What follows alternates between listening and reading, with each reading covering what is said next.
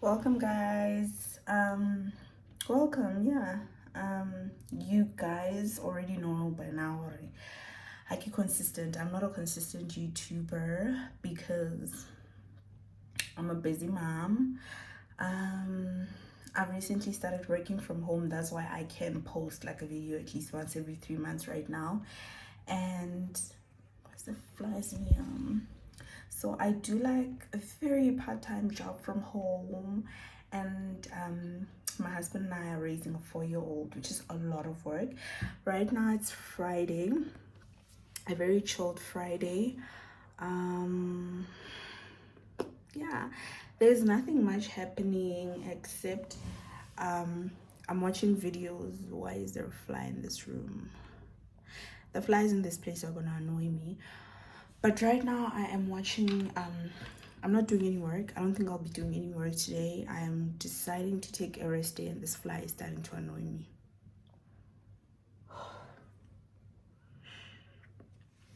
So I'm taking a rest day today because I had, a good week. I worked a bit. The week was very busy because my husband works and he's studying, and he's the one that takes our baby to school and fetches him. So this week he was only able to just drop him off and then I had to go pick him up. But yeah, I had to go pick him up. We have one car, so I'd use Uber, but driving from Midrand to Sandton and then back, I just dread that drive. But anyway, that's what's been happening the whole week.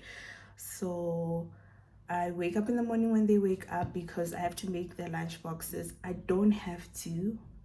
Bongi wants to do all of that, but I just don't feel like, it's fair for him to wake up at 3 a.m. to study and then wash the baby and then make lunch boxes for everyone and then pack his swimming bags and, pack his other things. So I just wake up in the morning with them.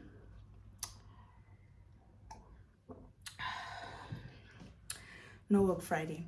I wake up in the morning with them every day. It also helps me get my day started because I'm just that one person. I wake up early anyway. Like my aunt, she became our mother when my mom passed away 12 years ago. My aunt became our mom, beautiful woman, and she taught us to wake up early. She didn't really force us to wake up early, but she's a very busy, energetic woman who would wake up at 5 o'clock no matter what's happening.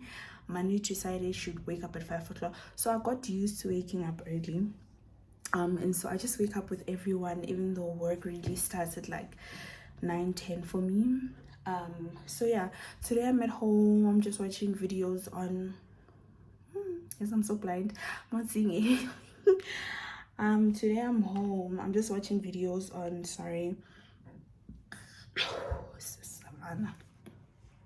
on fillers, lip fillers, Botox. I don't know if you guys know, but I'm a medical doctor, general practitioner, studying public health right now, but I also I have a certificate in aesthetic medicine. I'm interested in fillers, Botox, skincare, and all of that. So I've just been watching videos on that all morning. Let me just do that. That's just 80-year-olds potential treatment, never mind. So that is just me refreshing and just going through things. Yeah, and then at around 2 o'clock I have to go fetch baby because I don't want to fetch him at 3 o'clock when there's like peak traffic and we use Uber, so I need to make sure that I go fetch him at a quiet time. Right now, yeah, I'm just having a very relaxed day. Don't mind the mess. This is just like our spare bedroom. Doesn't even have like proper bedding. That's just my study stuff, my prescriptions, lab forms, and everything, because I do some consultations from home when I don't regularly go into other doctors' offices to see patients.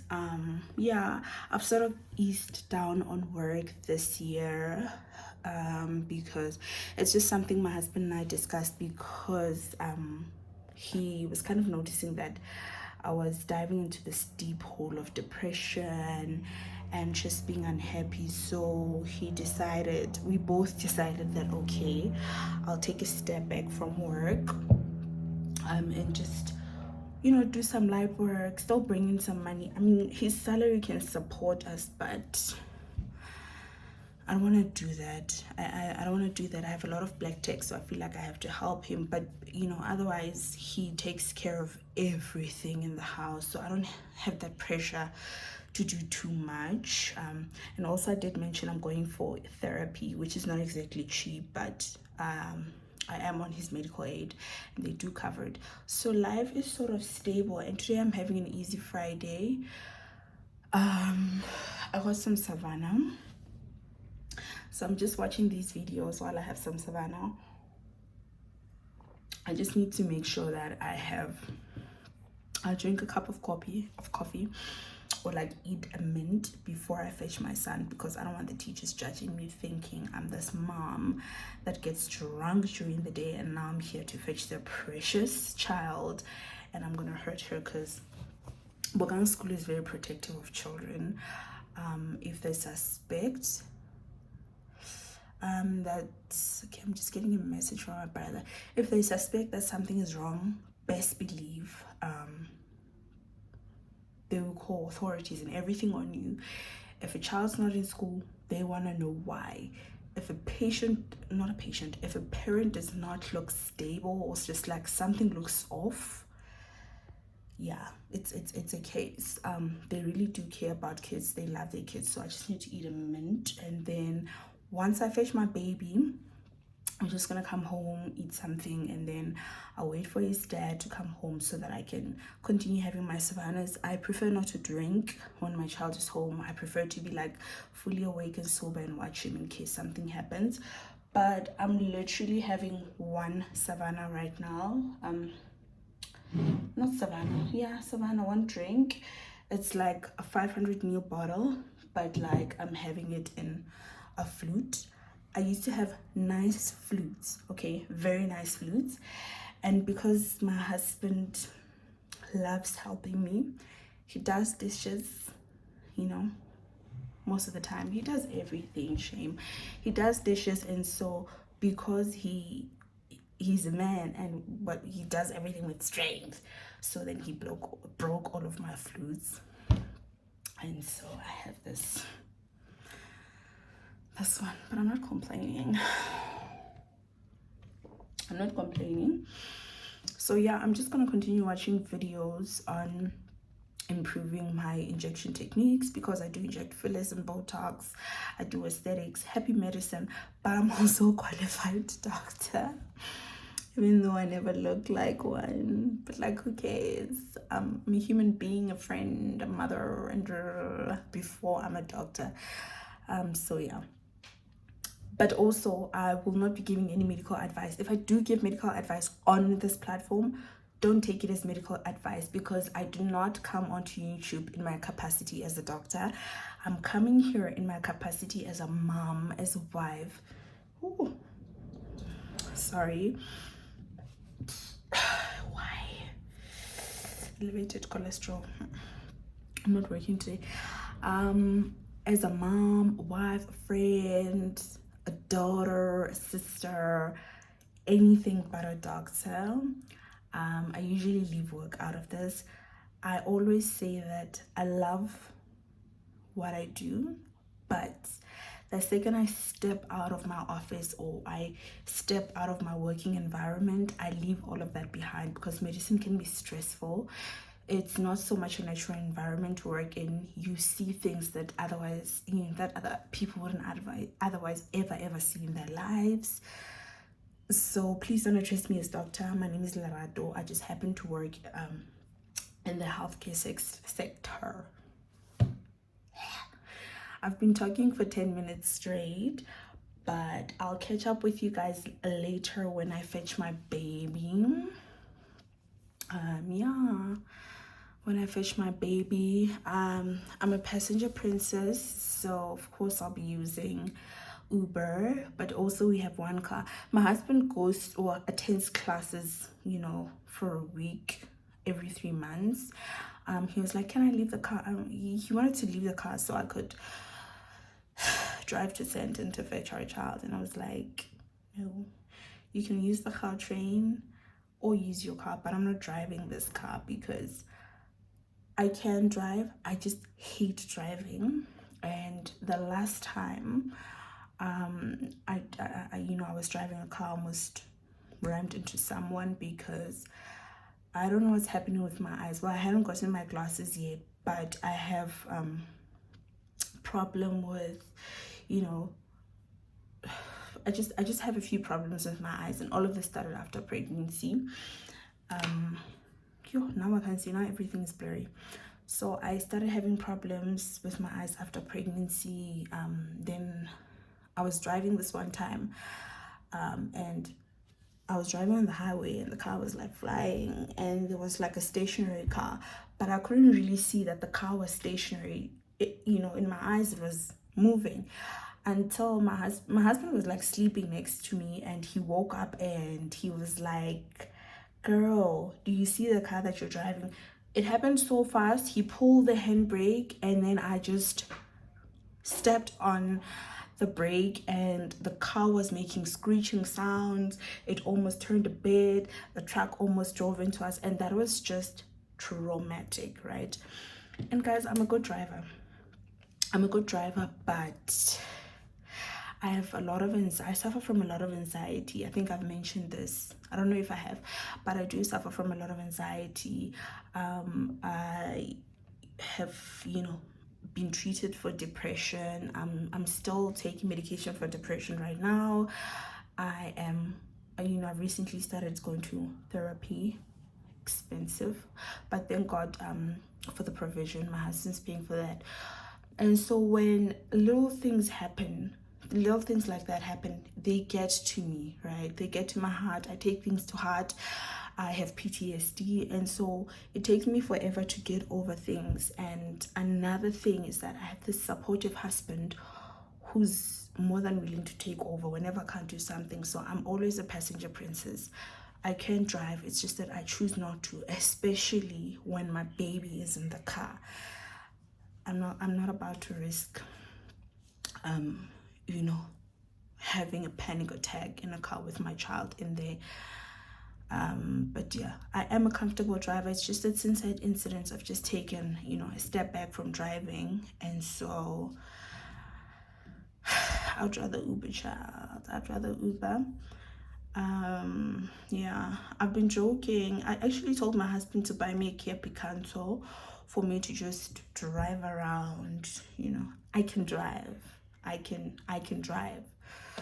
It's just that the trauma from what almost happened just scared me a lot. And another thing is, because I have a child, right, who's 4, my biggest worry in life is dying and leaving my child, and him experiencing what I experienced when my mother passed away.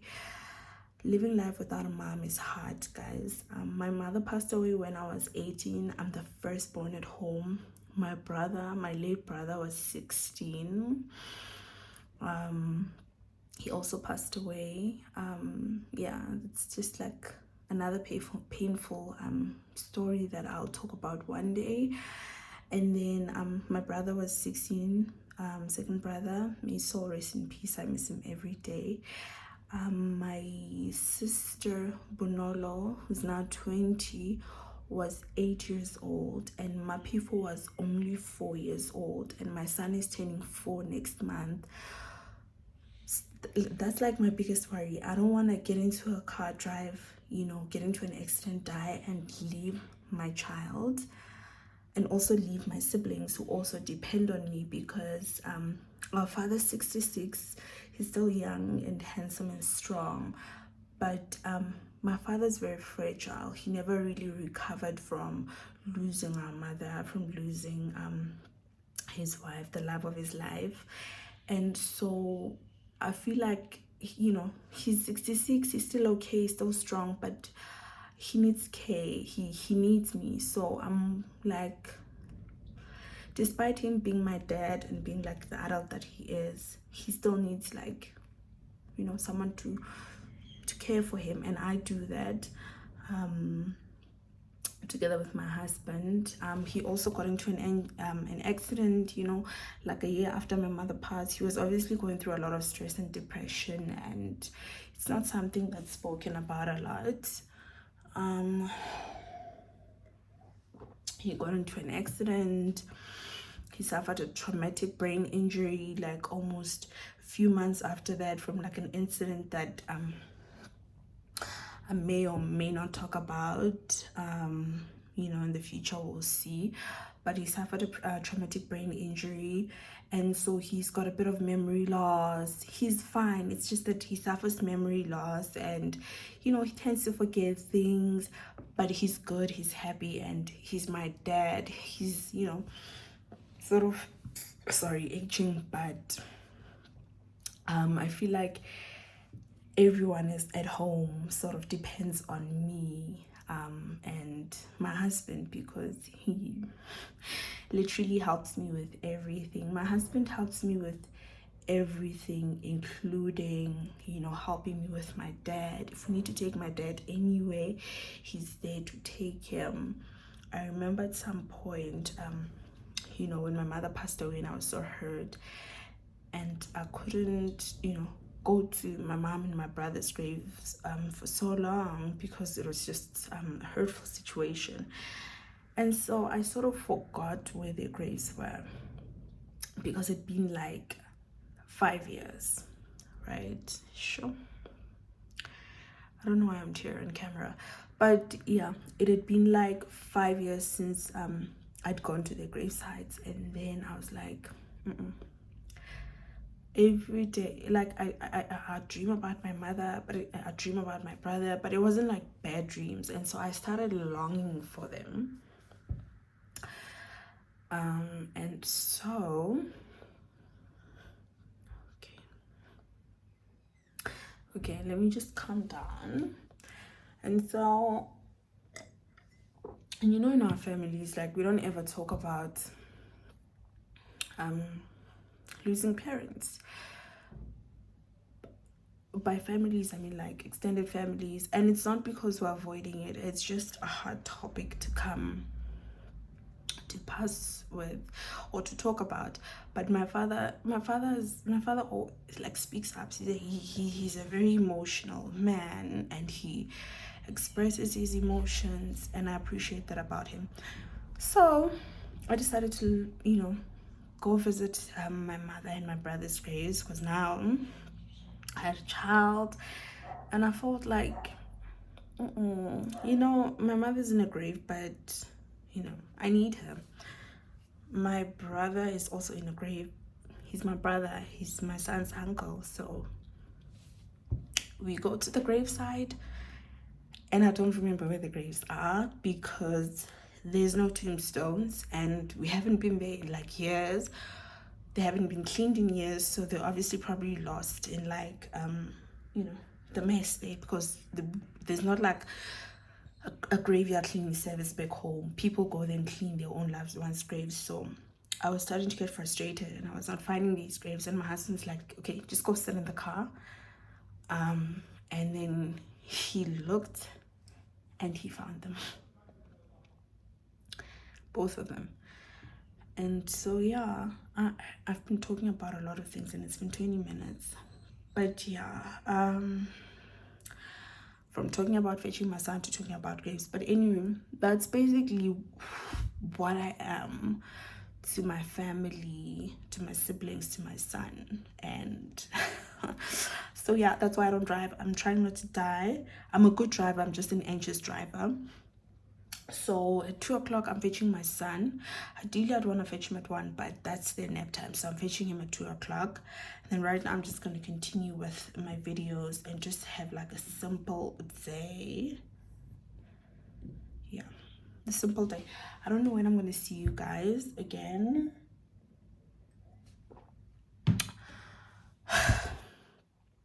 Guys, there's nothing much happening in my vlogs except for like talking. Maybe one day I'll do a sit down, or we can talk about grief, because I feel like I've just touched on it a bit. We can talk about grief, grief, any sort of grief, losing a mother, losing a father, a sibling, maybe a child. That one I feel like is super sensitive, and yeah, that one is really super sensitive, but everyone's welcome. I'll let you guys know when we can talk about it. Any sort of grief, losing a friend, losing a boyfriend, just losing someone that was close to your heart, a colleague, anything. And then we can talk about it, because I promise you, for the past 10-12 years, I wasn't able to talk about my mother or brother without breaking down. In fact, I avoided talking about them. I'd only like experience triggers. Like, there's triggers, it's just triggers everywhere. I remember this one time my son was like 4 months old. No, I think he was 2 or 3 months old, because I was still on maternity leave, and I looked at him. He was just sitting on his bouncer, just sitting there. I looked at him and I saw my brother in him. He had this resemblance here, my late brother, and I just cried. I just cried. Moyi was working from home at the time. He was in the living room, not in the living room, he was in this, he was in this room. We're still in the same complex, so he was in the guest room, which he was using as an office. I looked at my baby and he reminded me of my brother, and I just cried. I cried out of nowhere. And that's what I've learned about grief. It hits you when you least expect it. Right now, things are a bit better, because, like I said, I decided to see a therapist after years of avoiding therapy. But because I have such a supportive husband, he's not a doctor, so he doesn't know, he knows stuff about mental health, but he doesn't know as much as you would know if you were a healthcare professional.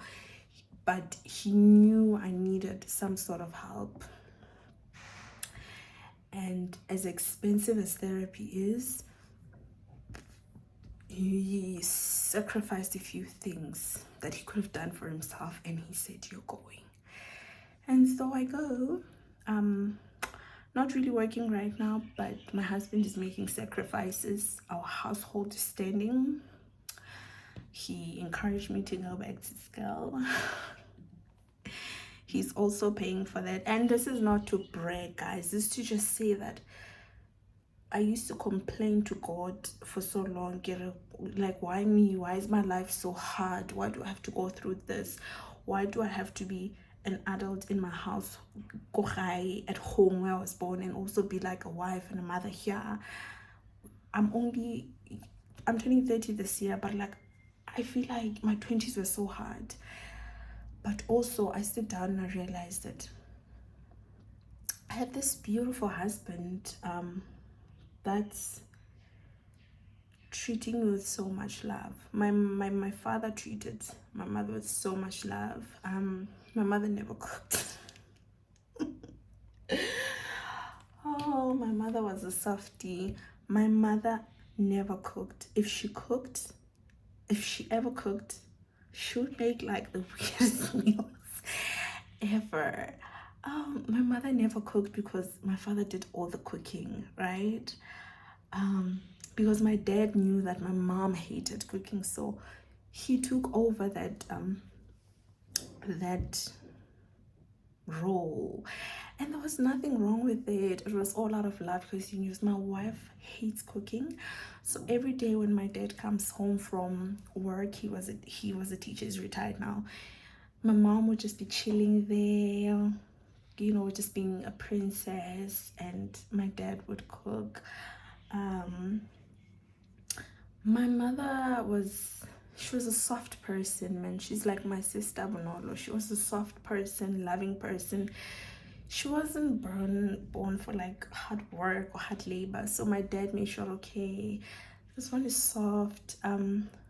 what did my mother do well? She loved sewing, so she would sew. My dad would let her do what she loved. So she loved sewing. My mom would sew. She liked studying, so she was starting to, she studied education, though she was an avid teacher, and she would go to work 3 times a week, only in the afternoons. She had her 5 kids, and then we always had Bomamholo or auntie to come in and help out with the cleaning and the washing, because my mom, like, she was a soft person. She would get tired, she got tired really easily. She would do stuff, and not because she was sick. She would do stuff around the house, but she was soft, and she was delicate. She's exactly like my sister Nolo. Nolo is the same. She just just relax and just talk, and she was a loving person. She was a gentle person. She was not built for hard work, no. So my dad would cook. My dad would help us in the morning get ready for school, when we were young, until I was old enough to get myself ready, and then he would get my siblings ready, and then he would help us with lunch boxes. He didn't mind. My dad cared and loved my mom that much, to a point where I remember there was this one time before my dad went to work, he'd make my mom tea, and I promise you guys, he did not mind. He loved doing this. He loved doing this. I remember this one time there was no electricity in the morning, and my dad wanted to make my mom tea, and so he took a candle and put it. There was this stand, man, we used to put pots. So he put a candle underneath one of the one of the things there, and then on top he put a kettle of boiling water with a candle. He boiled water to make sure that my mom had her morning tea. A candle. We didn't have like a gas stove. It was a bit late to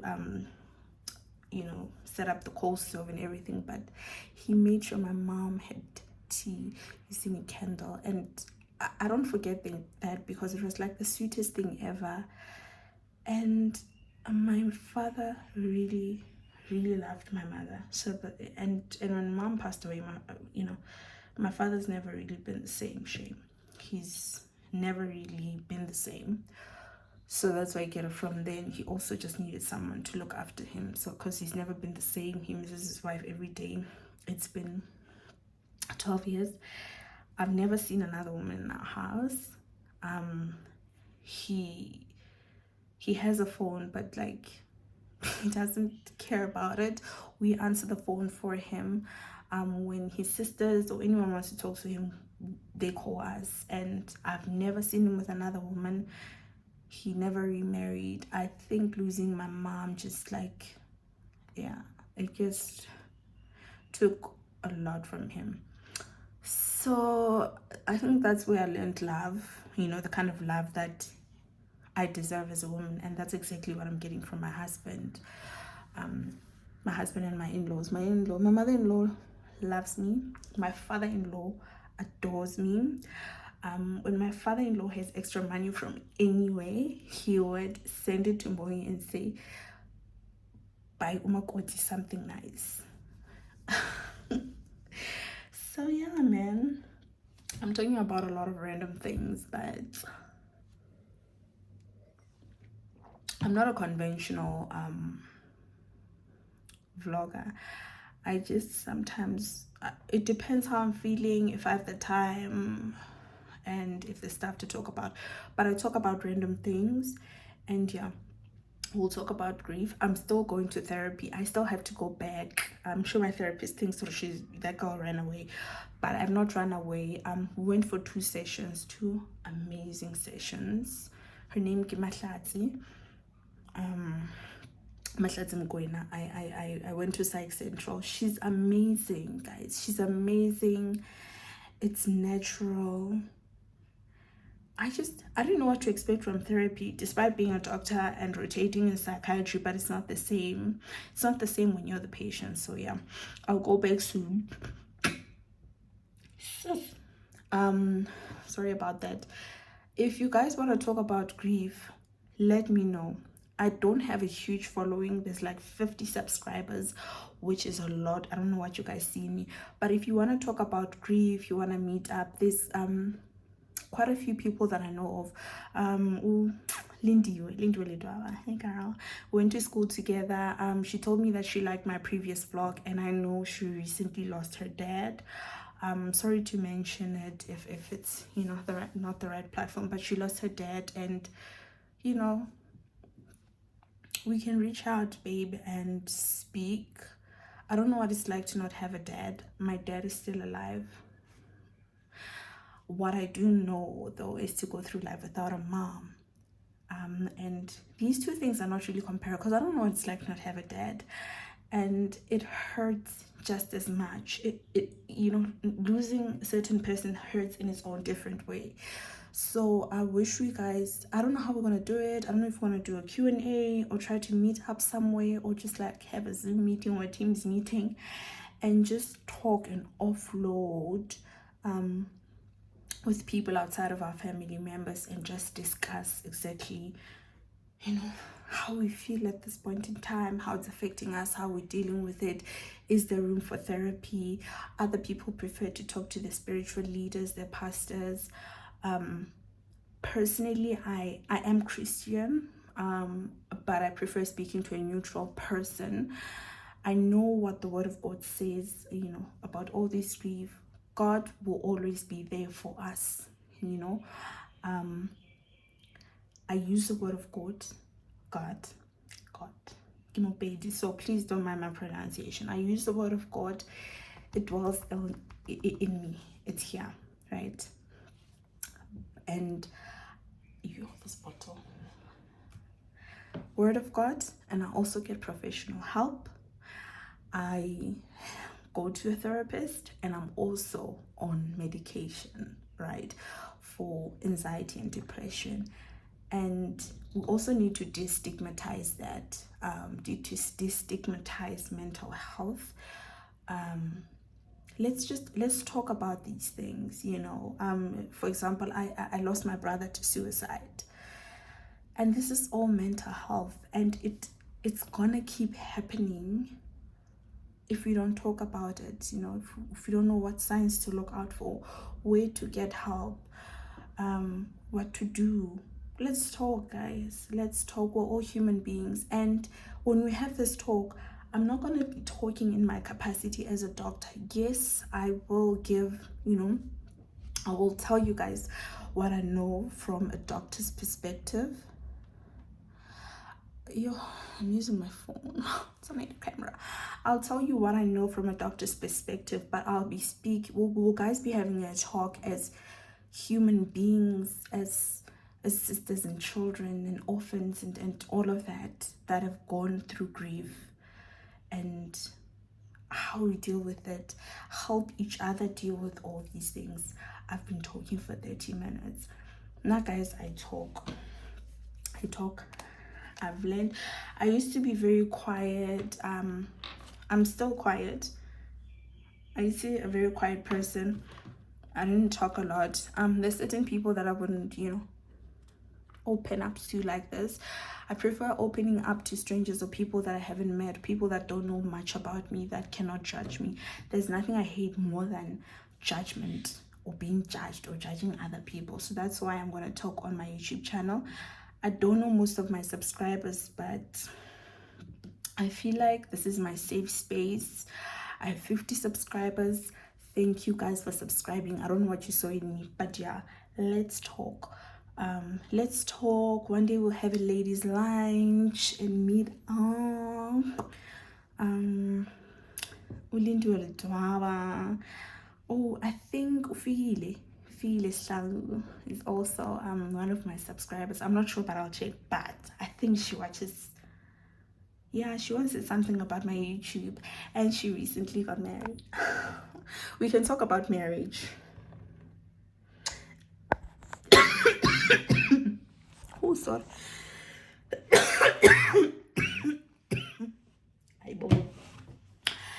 Yo, I'm not gonna edit this. Hi, Lona.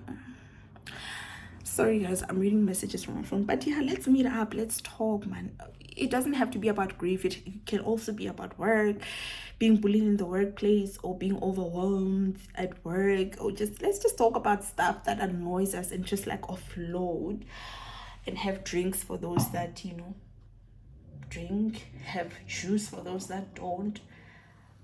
You don't have to be Christian. You don't have to be Christian. You don't have to be anything. You can be human.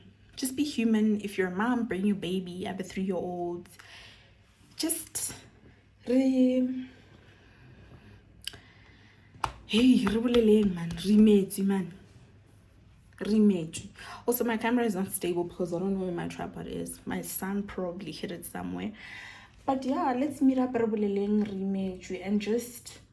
and just be human beings, and just be nice to each other. I don't want to say it's just going to be ladies, because there's dads out there that might also want to come, but we'll see, guys. If we're going to have a Teams meeting, Zoom meeting, like a large WhatsApp call, whatever, you can also, like, I don't want to say inbox me or send me a WhatsApp. I'm not going to put my number out there because I'm not good at replying to messages, and it's not because I ignore people. I'm genuinely just busy. I'm an anxious person. Sometimes I just don't want to read messages. Sometimes I don't want to reply to messages, and not because I hate people or I'm ignoring people. I suffer from a lot of anxiety. I hate the sound of a WhatsApp, of any sort of notification coming from my phone. Phone calls are worse. So it's just nice when you organize either Teams meeting or we decide to meet up and we have lunch there, and yeah. But I love you guys. I've been talking for 40 minutes straight. Let me see if I can do a bit of work, although my calendar is not busy. But yeah, I know I live a very solitary life for a reason. I live a very private life for a reason. Mostly because I have trust issues, number one. I'm ultra independent, number two. It's not because I don't feel like I need people around me. I just enjoy my space. My husband's the same. And so I might be a private person, but like this year I'm trying to open up. That's why I'm posting more on Instagram. I'm trying to post more on YouTube. I'm not saying I'm going to be consistent, because I'm not doing YouTube as like a full-time thing. It's just a hobby. I post when I can. My videos are not really professional. This one's not going to be professional. It's not even going to be edited. I'm going to post it as is. So let me know how we guys meet up together. It doesn't have to be an expensive place, because some of us are buying nappies. My son's 4. I'm still buying them 4. Busy. We don't have money, so we can have a Teams meeting. Depending on how many people there is, we can actually meet up at a central place and just like have food and drinks and whatever. If you want to bring your baby, bring your baby. Not everyone has a nanny, and not everyone is comfortable leaving their child for like an hour or 2 hours. There's no limits, as long as it's like a safe place. No one brings a firearm, no one brings a knife, and it's a safe place. But like, yeah, I have spoken about 10 million different things, but that's what I do. This channel is also my diary of sorts, where I offload, because I can't open up like this to anyone else. I mean, I can, but I'm like I said, I'm ultra independent, so I'm scared of opening up to a lot of people. I'm going to open up to my husband. He'll see this. He probably knows what I'm talking about. We've dealt with it before, but I just felt like putting this out there too. So tell me how we're doing a meetup, guys, just to talk about anything. Man rimeji, yeah. Leave me